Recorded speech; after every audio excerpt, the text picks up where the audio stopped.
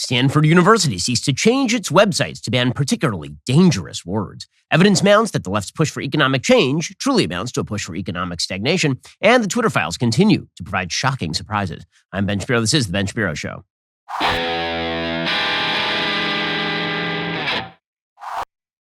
Ben Shapiro Show is sponsored by ExpressVPN. I talk about them every single show. Why haven't you gotten a VPN yet? Get ExpressVPN right now at expressvpn.com/Ben.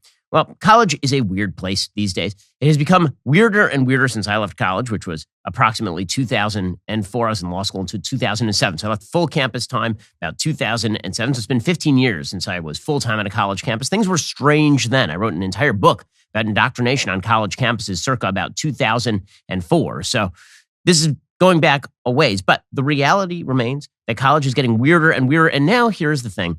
All of the wokest and most foolish ideas have been mainstreamed into the algorithmic world. And since we all live in a virtual world, this means that all the stuff that we never thought was going to bleed over into the real world has bled over into the world that we actually live in, the virtual world. It was very easy back in 2004 when I wrote my book Brainwashed about indoctrination on college campuses for people to say, okay, well, that's just kids in college. Who cares? They're going to grow up. They'll pay taxes. They'll have kids. They'll buy property. And then they'll move into the real world. But what if your real world is online? And what if the people who are defining the online space, the virtual space, are people who believe all of this nonsense? Well, the pedal is hitting the metal when it comes to Stanford University. According to the Wall Street Journal, Stanford University administrators in May published an index of forbidden words to be eliminated from the school's websites and computer code and provided inclusive replacements to help re-educate the benighted. And they actually put out like a full list, it's a very long list, of words that you should no longer use. They call it the Elimination of Harmful Language Initiative. It's a multi-phase, multi-year project to address harmful language in IT at Stanford. So you thought this was all just in the liberal arts programs? Wrong. It is now in the engineering programs because, again, there has to be some sort of content for the engineers to encode. And if the left creates the content, then the coders are going to have to just encode that content. And this is the big problem with things like chatbots and AI is that whatever are the premises of the technology, those matter an awful lot because the engineers are just there to translate the ideas into workable code. And so if you have somebody in the back room saying that we can't use X word, then it just never enters the algorithm, and that's what's happening right here.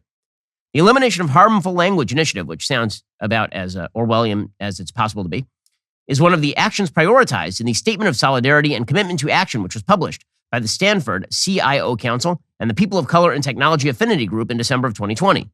The goal, according to Stanford, of the Elimination of Harmful Language Initiative is to eliminate many forms of harmful language, including racist, violent, and biased language in Stanford websites and code. The purpose of the website they put up is to educate people about the possible impact of the words we use. Language affects different people in different ways. We're not attempting to assign levels of harm to the terms on the site. We're not attempting to address all informal uses of language. This website focuses on potentially harmful terms used in the United States, starting with a list of everyday language and terminology, and then they provide possible alternatives as well. And then they have a giant content warning on the front of this saying, this website contains language that is offensive or harmful.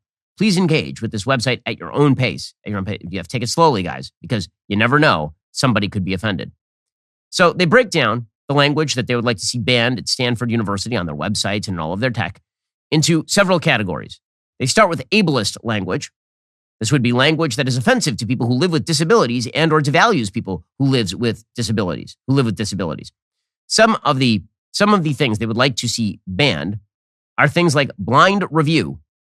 So that'd be like a blind review of papers or a blind review of a study, meaning you don't know who created the study, and so you have no bias in the study. They say instead you should use anonymous review because it unintentionally perpetuates that disability is somehow abnormal or negative, furthering an ableist culture. No, it literally means you can't see a thing. That's what the word blind means. They say that you shouldn't use the term blind study anymore. You should use the term masked study. Instead of saying that somebody committed suicide, you should say somebody died by suicide. Because if you say somebody committed suicide, this implies that they killed themselves, whereas if they died by suicide, what? Somebody else killed them? That would defeat the purpose of it being a suicide. You're not supposed to use the word crazy. Instead, you should say surprising or wild, because this trivializes the experience of people living with mental health conditions. They say that you're not supposed to use the word dumb, because it was once used to describe a person who could not speak and implied that the person was incapable of expressing themselves. Now, let me just ask you this. When was the last time that you described somebody as a dummy? And what you actually meant is the way that the word was originally used. The use of words changes over time. If you say something is insane, again, saying like crazy, you're not supposed to use it. You're also not supposed to say that someone is mentally ill. Instead, you should say that someone is living with a mental health condition, which is, as they might say, wild. Because, again, the problem is that some mental health conditions are illnesses and others are things like a concussion. Like, what exactly are we talking about right here? And they say you shouldn't say paraplegic. You shouldn't say quadriplegic. I don't even know what's supposed to be offensive about paraplegic or quadriplegic, but apparently this is now very offensive. We'll get to more on this in just 1 second. First, what's playing out right now over at the big tech and social media companies, it sets a pretty dangerous precedent. It doesn't matter what your politics are or who you voted for. Everybody should have the right to express themselves freely, but the big tech monopolies, they're not all that interested in that. Plus, they then monetize your data and make money off of you, which kind of sucks. Instead of allowing them to do all that, you should do the same thing I do. Use ExpressVPN. Free social platforms make their cash by tracking your searches, video history, and everything you click on, and then selling that data to the advertisers. When you use ExpressVPN on your computer or phone, however, you anonymize much of your online presence. ExpressVPN hides your unique IP address, making your activity much more difficult to track. The app encrypts 100% of your network data to protect you from eavesdroppers and cyber criminals. What I like most about ExpressVPN, it's really easy to use. One click protects all of your devices. Secure your internet with the VPN I trust for online protection. Visit expressvpn.com/Ben. That's expressvpn.com/Ben. Get 3 extra months free with my exclusive link. That's expressvpn.com/Ben to learn more. Also, we are reaching the end of the year. A lot of sleepless nights leading up to Christmas and New Year's. Well, when you are in your bed, you need to be sleeping. This is why you need a mattress made just for you. Helix Sleep makes the magic happen. I've had my Helix Sleep mattress for years now. I love it. I sleep like a baby, even in the midst of a very busy season. A mattress should never be a one-size-fits-all solution because why should you have to compromise on comfort? Helix has a sleep quiz. It matches your body type and sleep preferences to the perfect mattress for you. Because why would you buy a mattress made for somebody else? I took that Helix quiz. I was matched with a firm but breathable model because if it's too soft, I get back pain. And if it doesn't breathe, I tend to heat up at night. Helix knows that, and so they made me a mattress that is just for me. Go to helixsleep.com/Ben, take their 2-minute sleep quiz, find the perfect mattress for your body and sleep type. Your mattress will come right to your door for free. Helix has a 10-year warranty. You can try it out for 100 nights risk-free. They'll pick it up for you if you don't love it, but you're going to love it. It's not going to happen. For a limited time, Helix is offering up to $350 off all mattress orders, plus 2 free pillows for our listeners. That's an amazing offer. Take advantage of it right now at helixsleep.com/Ben. With Helix, better sleep starts right now. Okay, then there's ageism. So instead of saying that somebody is senile, you're supposed to say that the person is suffering from senility, which doesn't actually change the meaning of the word senile. You're not supposed to use colonialist language. What is some colonialist language that's in constant use?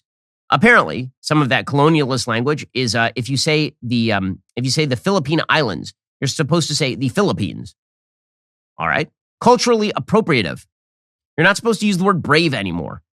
Stop using the word brave, everybody, because brave was originally the description of Native American warriors, because and so that apparently is bad.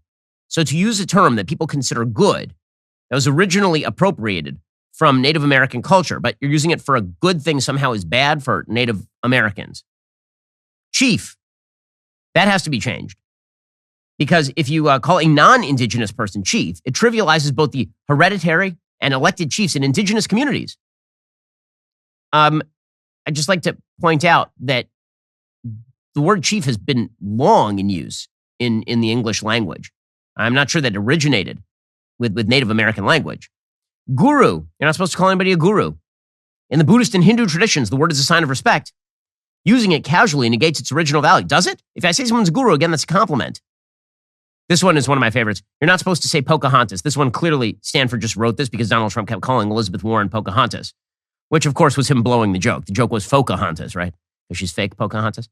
They say you're not supposed to call someone Pocahontas because this is a slur and should not be used to address an Indigenous woman unless that is her actual name. But what if you're addressing a woman who's pretending to be a Native American that way? Is that also terrible? You're not supposed to use the term spirit animal anymore. There's gender-based words that you're not supposed to use either. Remember, this is Stanford University, one of the top universities in the country, telling you that there's certain language you just should not use. You're not supposed to use the term preferred for pronouns anymore. This is amazing, just propaganda right here. Instead of saying preferred pronoun, somebody's preferred pronoun is different than their biological pronoun. You're supposed to just say pronoun. Their pronoun is X. Why? Well, because the word preferred suggests non-binary gender identity is a choice and a preference. It is a choice. No one is born non-binary gender. That doesn't exist. There's no third category of human that is non-gender binary. They're intersex people, but those are not the same. The proof of this is that people routinely change their pronouns. Again, this is part of the full-on leftist agitprop that suggests that your gender choices are entirely biological, but your biological sex is entirely arbitrary. So apparently you choose your sex, but you don't choose your gender, which is absolutely nonsensical nonsense. It's just crazy. You're not supposed to use the term ballsy anymore because that attributes personality traits to anatomy. You're not supposed to use fireman or firemen. You should say firefighters instead, because you're implying that most firefighters are men, which they are, because once again, sexual dichotomy exists. You're not supposed to use the term he. Unless you know the person you're addressing uses he as their pronoun, it is better to use they or ask the person which pronouns they use, which makes every conversation insanely awkward, obviously. You're not supposed to use the term ladies. You're not supposed to use the term man at all, like ever. You're not supposed to use mankind because the term reinforces male-dominated language, even though everyone has understood for all of mankind's history that mankind refers to both men and women. You shouldn't use she. You shouldn't use transgendered, like with the ED. Instead, you use transgender. The term avoids connections that being transgender is something that is done to a person or that some kind of transition is required. Because after all, they weren't transgendered. They weren't changed in any way. They are transgender in that they identify in a particular way. You also shouldn't say you guys. Imprecise language. Imprecise language is terms that utilize euphemisms, vagueness, or inaccurate words to not say what one is trying to say. So after spending all of this time trying to make your language more inexact, now they're saying you should no longer use inexact language. You shouldn't use the term abort. Instead, you should use the term cancel or end, because the term could unintentionally raise religious or moral concerns over abortion. You shouldn't, this one's one of my favorites, you shouldn't use the term American anymore, according to Stanford University. You shouldn't use the term American. The term often refers to people from the United States only, thereby insinuating that the U.S. is the most important country in the Americas. See, we've always said American to refer to members of the United States population. And now they're saying American could refer to somebody from El Salvador because they're Central American or Latin American. Instead, they say you should consider using the term U.S. citizen, which is going to make language extraordinarily difficult to use. Because, for example, if I'm a leftist and I say the Dreamers are just as American as anyone else, now I have to say the Dreamers are just as U.S. citizen as everyone else, which they are not. That's the entire issue. You should no longer use the term Hispanic. Latinx is what they suggest, obviously, because there's not a Latino person alive who uses the term Latinx. It is made up by a bunch of Karens. Sorry, another term you're not supposed to use. You should not use the term straight because the term implies that anyone who is not heterosexual is bent or not normal. You should also not use the term thug. Although the term refers to a violent person or criminal, it often takes on a racist connotation when used in certain circles. Oh, so it's only sometimes racist, and it depends who says it. So if a Democrat says the word thug, then it's okay. If a Republican says the word thug, we're supposed to read black person in there. I'll leave it to your imagination. Who's more racist? The person who immediately flashes to a black person when you say thug, or the person who just used the word thug to describe a violent person? Now, the reason that I'm pointing all this out is because all of this stuff, it starts off on the fringes of society, and then it is mainstreamed into the rest of society. And what it amounts to is a flattening of communication. It amounts to a new code that we all must use in order to appear in well-groomed public circles. We must all abide by these imaginary rules, and we must flatten out the language to be less descriptive in more areas and significantly more descriptive in other areas. We wouldn't want to use the term cakewalk. We wouldn't want to use the term black box. We wouldn't want to use the term ghetto anymore. None of these, the word master is no longer useful because obviously it's about masters and slavery. So even though the word master, again, has been used in a wide variety of contexts, if you're a master at a particular craft, this does not mean that you have slaves. You're no longer supposed to use the term white paper because it assigns racial value connotations based on color, white as in good. We're talking about a white paper, like a position paper. What would you call it, a black paper? How could you even print text on a black paper? What the hell are you talking about?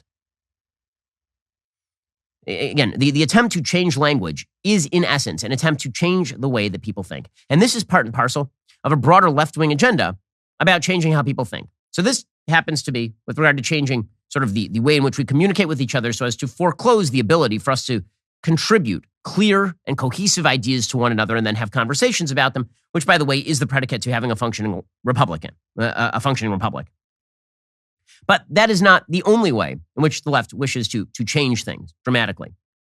So I've been spotting over the course of the last month or so a massive uptick since the Democrats won the last election cycle, or at least did better than expected, a massive uptick in the number of posts that are coming out from people on the left, encouraging us to think differently about our expectations. The idea being that as we shift, as we move, as we transition into new eras, we should become more accepting of less. We should be looking to live with less. We should look for a less rich language, for example. We should try to cleanse the language of all implications. We can speak in binary code, presumably, but only binary code that has been pre-approved by a gender-diverse council. And then when it comes to the economy, we're supposed to live with less. We're supposed to adjust our expectations to a better world. What defines that better world? Well, the left defines that better world, a fairer world. Now, there's no actual gauge of fairness in life. Your fairness may be somebody else's unfairness. Your version of fairness may include actually oppressing somebody else. But the idea is that if prosperity has to be put by the wayside for the sake of the better world, that is exactly what we will do. And this is why you see, for example, the dramatic drive on the left, policy-wise, to pay people for not working, to increase welfare benefits, to spend up the wazoo, to inflate the currency. All of this creates the conditions for mediocrity. We talked about linguistic mediocrity, but economic mediocrity is something else that the left prefers. See, the thing about this is, the thing about the state and state redistribution, the state can only redistribute resources created by somebody else. Elizabeth Warren always likes to say, you didn't do it on your own, which in a technical sense is true. Nobody succeeds economically on their own. They're born into a particular system. They have particular resources. They're educated in a particular way. We are all part of a giant social fabric. However, the reverse is also true. The government has no money of its own. The government does not magically have the ability to create and innovate. In fact, what government typically does is it redistributes the innovation and creativity of others. And the more redistribution it does, the more it changes the incentive structure, the less innovation gets done. The less actual creativity happens. The more things stall out, the more mediocrity you have to redistribute. When government is particularly heavy, what you end up with is something like the Soviet Union, no innovation, no growth, no creativity, redistribution of the 7 potatoes left in the country, so everybody is equal in their misery. Well, that seems to be the agenda more and more of the Democratic left in the United States. The New York Post has a good piece by Steve Moore, Casey Mulligan, and E.J. Antoni talking about the extent to which we are expending extraordinary amounts of money on people who refuse to work in the United States. Most Americans believe, they say, in a reliable government safety net in America, so that when people fall on tough times or lose their jobs, their families will not go hungry, lose their homes, or suffer deprivation. But most Americans also believe that government assistance should be short-term and aimed at quickly getting people back on their feet, into a job, and on the road to being financially self-sufficient and a contributor to our economy.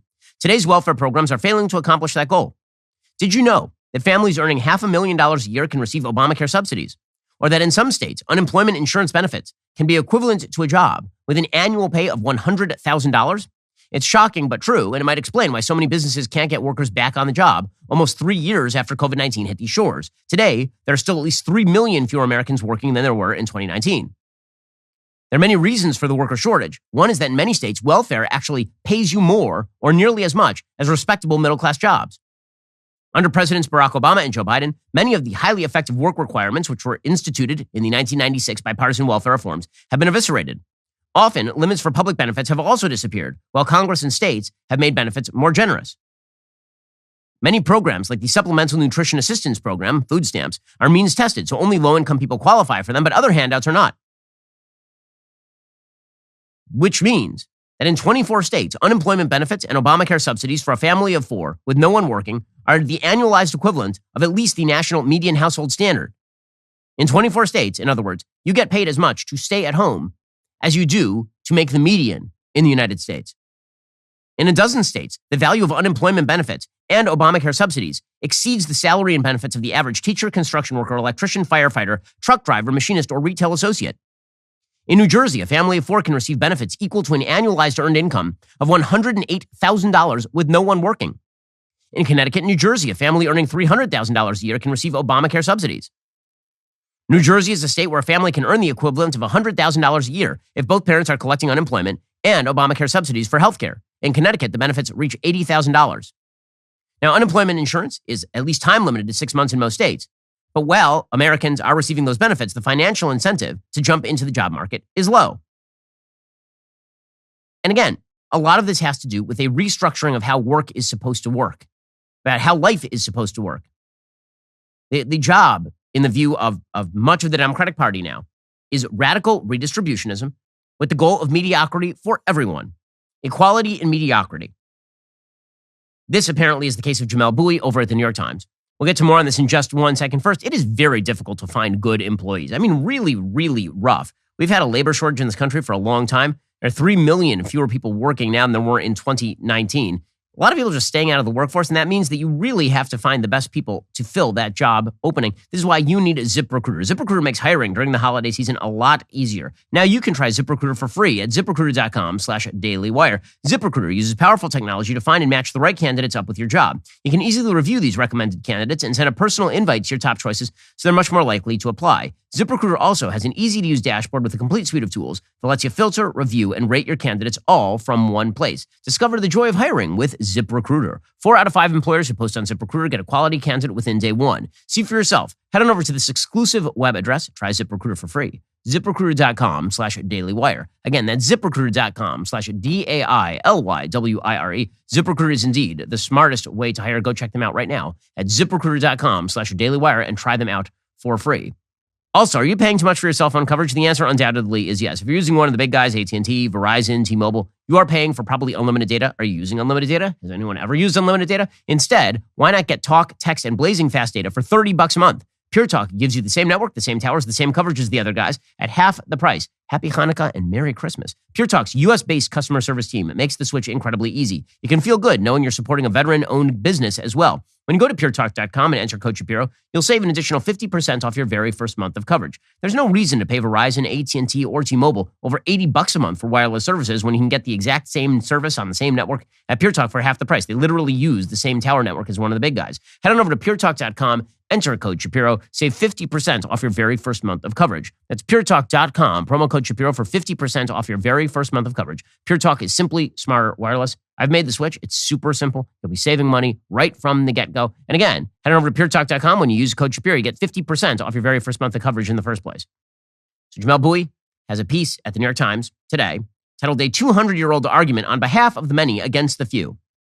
And the argument that Jamelle Bouie makes is that individual rights ought to be completely curbed in favor of majoritarian mobocracy that crams down redistribution of all wealth in the United States. Jamelle Bouie says, in my column this year, I've tried to emphasize the extent to which there are competing traditions, competing notions of American freedom and Republican democracy. One says that freedom is a matter of non-interference and limited government, that we are free when the state steps aside and individuals are left to flourish or fail of their own accord. It says that government, or at least the national government, has no real role to play in shaping our social and economic order, and that, as the aphorism goes, the best government is that which governs the least. The other tradition takes a more activist view of government and a more expansive view of democracy. It's more democratic. See, the most democratic is where you have no individual rights, but the people writ large can decide what you ought to have and what you ought not to have. It says that economic domination by wealthy entrenched interests is just as dangerous to liberty as an overbearing government, and that majoritarian democracy is the necessary and essential safeguard against the narrow interests of an otherwise unaccountable elite. Now, of course, that's true that democracy is supposed to counter the tendency of oligarchy. However, if the oligarchy is creating rules in which the government does not interfere to steal people's property and redistribute it, the oligarchy is not acting on its own behalf in that. Everybody is still playing by the same rules. Oligarchies typically centralize resources to themselves. They do not seek to divest power from the centralized government. Oligarchies want more power in the centralized government. They don't wish to spread it down to the lowest levels of American government. Charles Beard tried to make this case, a very famous American economist in the early 20th century. He tried to make the case that the founding fathers were essentially oligarchs trying to preserve their own private property. His historical case has been widely debunked. It is not true, but it still stands as sort of the high watermark for lefty economic thought when it comes to the American founding, and Jamelle Bouie is still echoing it. He highlights in his column a treatise from a person named Thomas Skidmore, who you've not heard of, because pretty much nobody has heard of Thomas Skidmore. And he wrote a treatise called The Rights of Man to Property, being a proposition to make it equal among the adults of the present generation. So what exactly does Skidmore say? Skidmore was, at the time of his writing, a machinist who had taken a prominent role in the newly formed New York Working Men's Party, He wrote the platform, which included a call for land redistribution to every man and unmarried woman over the age of 21, an end to commercial monopolies, and an end to the hereditary transfer of wealth. So, in other words, what Jamelle Bouie is calling for is for the great centralization of all property in the national government, and then a redistribution of the property on a per capita basis, but no hereditary passing down of the property. So you build up your property over the course of your life, and then your kids are left back at square one the minute that you die. Now, how that would work in actual operation makes no sense, because obviously some people live longer than others. So what do you redistribute the property every 7 years? Is it done on a time calendar? Is it done on the basis of, as each person dies, we redistribute their property back into the general population? And how exactly does property get added or subtracted along those bases? But it's enough to suggest that equality is the motivating factor in American life for Jamelle Bouie to be into this. The plan was straightforward, says Jamelle Bouie. The people of New York, to whom he was primarily writing, would adopt a new constitution that would abolish all debts and renounce most private property. Now, of course, abolishing all debts means that no one will ever lend again. If you keep abolishing debt, it means that there is no purpose to lending because people can just avoid the debt. If you renounce private property, it reduces all incentive for innovation and creativity. But Jamelle Bouie says all of this is good. He says, nearly 200 years later, Skidmore's book still stands as a powerful rebuke to the twin ideas that some Americans are deserving, while others are not, and that some are more equal than others, to coin a phrase. Well, I mean, you didn't coin that phrase. George Orwell coined that phrase in Animal Farm to refer to the treatment of people under communism, that some animals are more equal than others.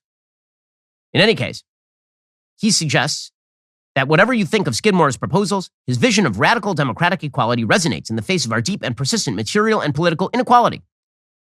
Now, this is what the left has to push, because they cannot push the idea that there has not been radical increase in living standard for virtually everybody on earth over the course of the last 50 years. There has. Your living standard today in the United States is significantly better than it was 50 years ago. Your living standard, no matter which bracket of income you actually live in now, is way better than it was 30 years ago. Why? Because of innovation, products and services. No one had a cell phone in 1980. Very few people had 2 TVs in 1980. All of the things that we take for granted in modern life, like the fact that you can literally punch into a phone any product on earth and it will arrive at your door in 3 days or less for a price that you can probably afford. That is a testament to freedom and innovation.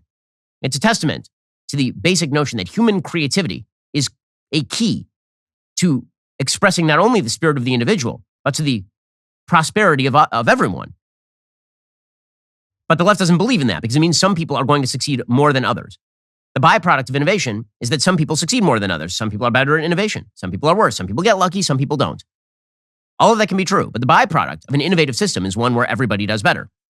The left's economic plan, however, is economic flattening. And so the way that you convince people this is a good idea is by telling people to lower their standards.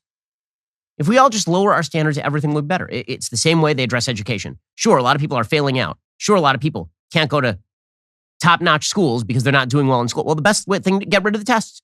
Get rid of the MCAT for medical school. Get rid of the LSAT for law school. Get rid of the SAT.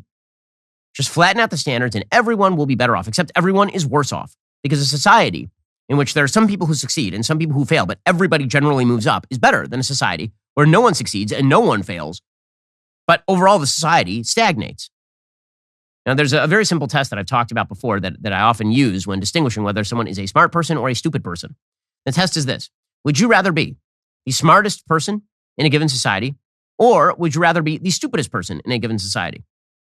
Most stupid people will say they would rather be the smartest person in a given society, because this means that you dominate. In the land of the blind, the one-eyed man is king.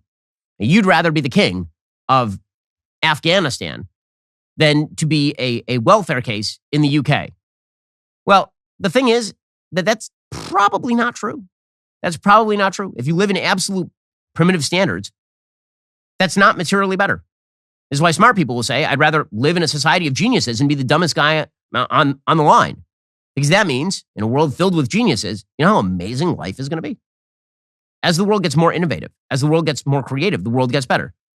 Point made by Marion Tupy in Superabundance. It's very clear, for example, that you can literally take any product on earth and it has gotten cheaper over the course of time. The most obvious example is light. The number of hours that you would have had to expend in the year 1700 to get a couple of hours of light at night. Remember, the sun went down. Nobody had an artificial source of light except for things like whale fat or seed oil or something. The stuff that you used, wax, the stuff that you used in order to power your lamp was very expensive at the time. Now you flip on your lights, you leave them on all night, and you don't even think about it. That is because of human innovation and human creativity. So if you want to even everything out, what you have to do is make the actual case people should live worse lives. This is how you end up with a piece like this one over at The Atlantic called "The Home Ownership Society Was a Mistake" by Jerusalem Demsas. Real estate should be treated as consumption, not investment. So instead of aiming at buying your own home, we should go to the European model in which everybody rents your home and then you die. Or you rent an apartment and then you die. Because after all, if we get caught behind the real estate 8-ball, then we may have to pay the price for that. But of course, the basic idea of home ownership is independence. That's the difference between owning and renting. If you're renting, then you are subject to the whims of somebody else. Your rent can be raised on you. The rules can be changed on you. Or maybe you're just not paying enough rent and you get tossed out. You buy your own home and now you're in control of your fate. That's always been an American ideal. But we're supposed to lower our expectations now because of the stagnation to come. Says Jerusalem Demsas, it's a truth universally acknowledged that an American in possession of a good fortune must be in want of a mortgage. I don't know if you should buy a house, nor am I inclined to give you personal financial advice. But I do think you should be wary of the mythos that accompanies the American institution of homeownership and of a political environment that touts its advantages while ignoring its many drawbacks. Now listen, obviously there are costs to owning a home. It's more expensive in many cases to own than to rent. However, the independence that comes with owning a home and the wealth creation that occurs if you buy in a smart way obviously is good. Says this columnist for The Atlantic, renting is for the young or financially irresponsible, or so they say. Home ownership is a guarantee against a lost job, against rising rents, against a medical emergency. It's a promise to your children you can pay for a college or wedding, or that you can help them one day join you in the vaunted halls of ownership society. In America, home ownership is not just owning a dwelling and the land it resides on. It is a piggy bank where the bottom 50% of the country stores most of its wealth. It is not a natural market phenomenon. It's propped up by numerous government interventions, including a 30-year fixed-rate mortgage. America's put a lot of weight on this one institution's shoulders. Too much. Now, it is true the government should be less involved in home ownership. You should only buy a home if you can afford it. But the answer here is to get the government less involved and to continue to push home ownership as like an actual value that is worth promulgating. This person is saying we should all just get out of the home ownership mode and go back to renting.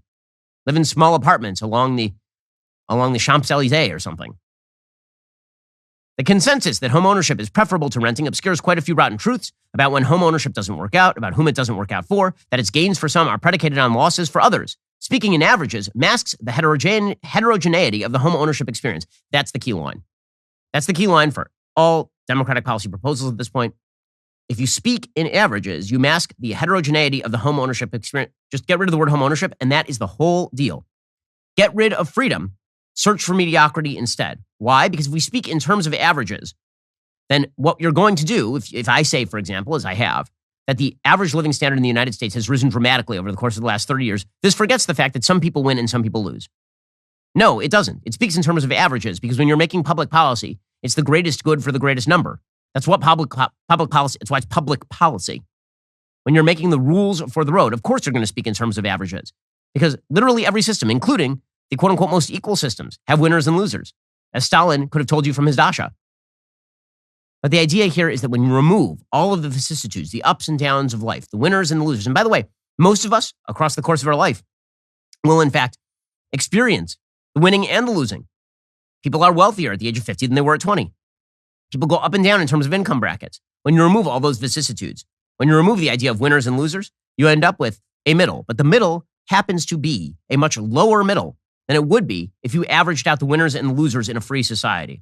In just a second, we'll see how this actually reflects itself in terms of the media pushing systems that are destined to fail with absolute alacrity and enthusiasm. They're going to convince you that your life is going to be better off if it's more mediocre.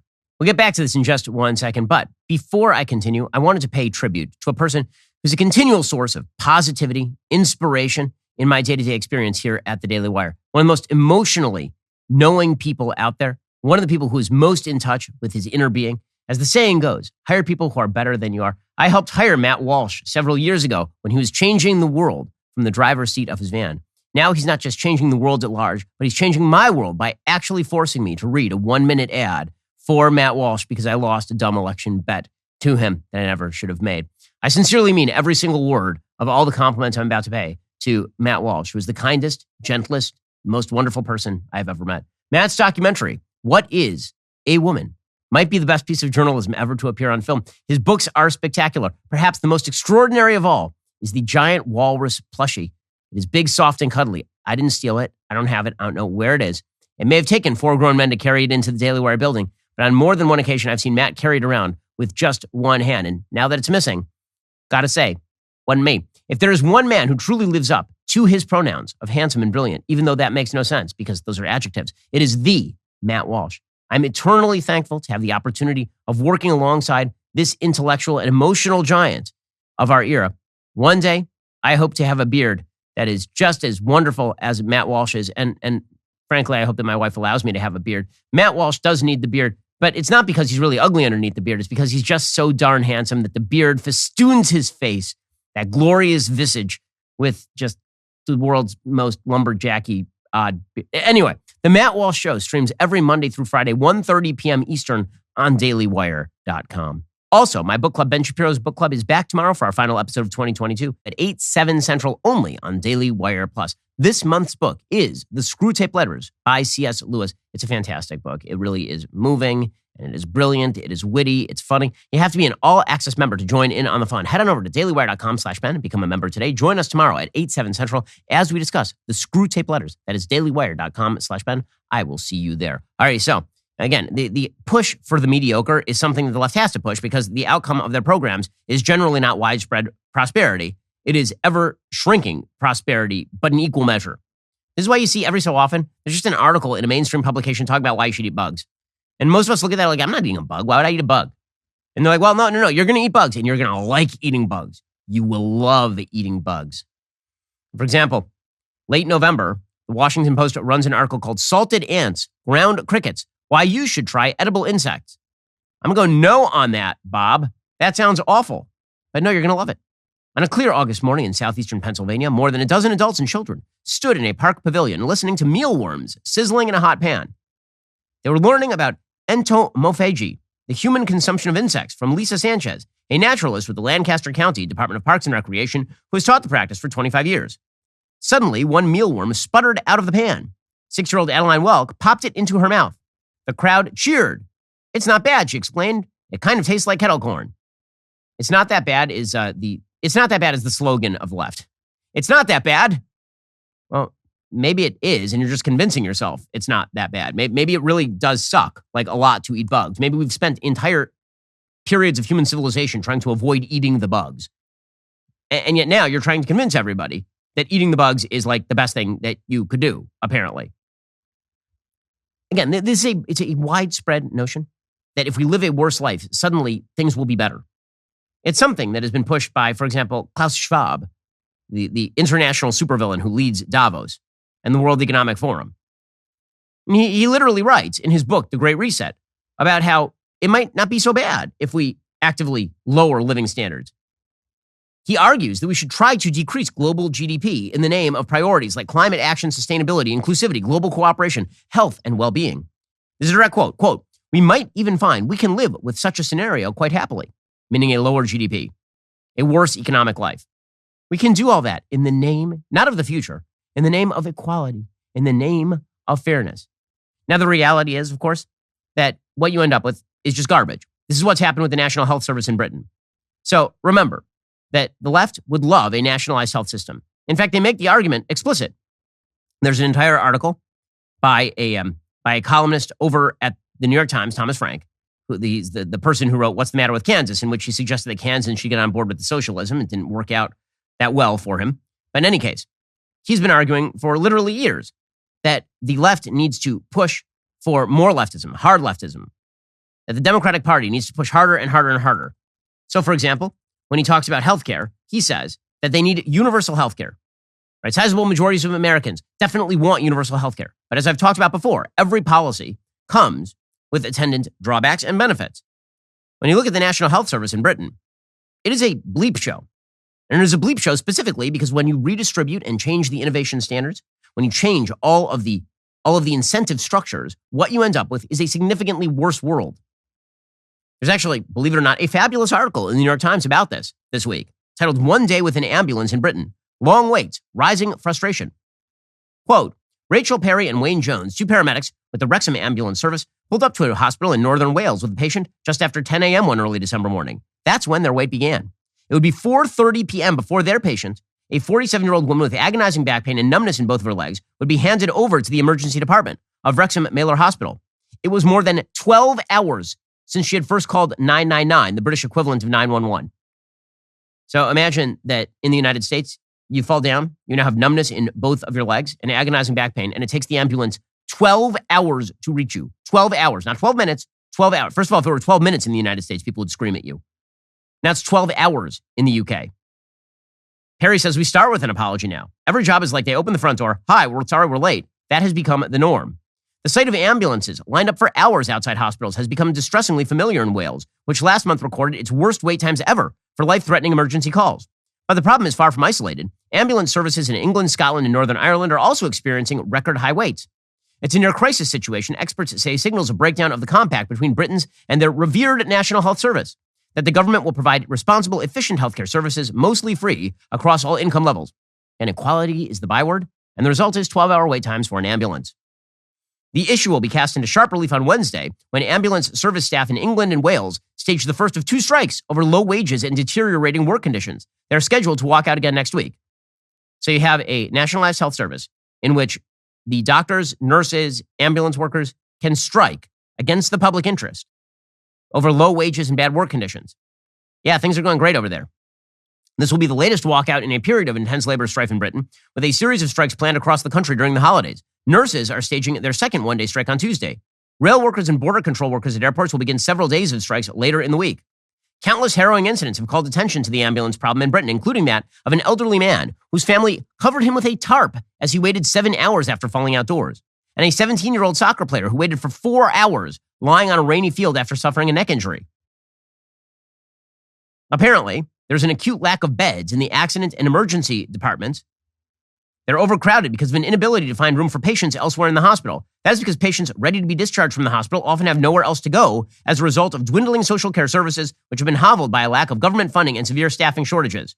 So now they're blaming it on lack of government funding. We need more government funding. That'll solve the problem. Or maybe the problem is when you shifted all the incentive structures, you have now entered an infinite regress of government dependency.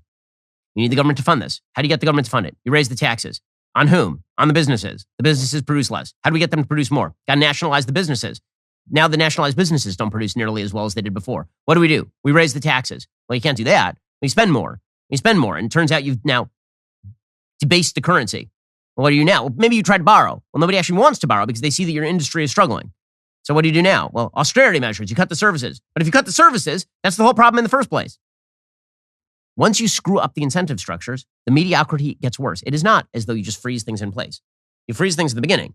Then things get worse, and they get worse, and they get worse, and they get worse. So there's only one thing that advocates for this sort of policy making can do, and that is to get you used to the new normal. The new normal in which they pay you to stay home if you're in the United States, and you say that you're on disability even when you're not. The new normal in which in Britain you wait 12 hours for an ambulance. The new normal in which you think about eating bugs. These are extreme examples, obviously, although the ambulance situation in Britain is an actual real crisis. But if the left can convince you that a mediocre standard of living is what you should be shooting for, maybe you'll give them a little bit of a break when, in fact, their preferred policies result in a worse life for you materially and a worse life for future generations, all in the name of some utopian goal of fairness that has never existed in heaven or on earth. This belief system, Thomas Sowell called it the quest for cosmic justice, that you can create the curative for human inequality, that you can destroy innovation in the name of a better redistribution of intelligence, means, the world's resources, work ethic.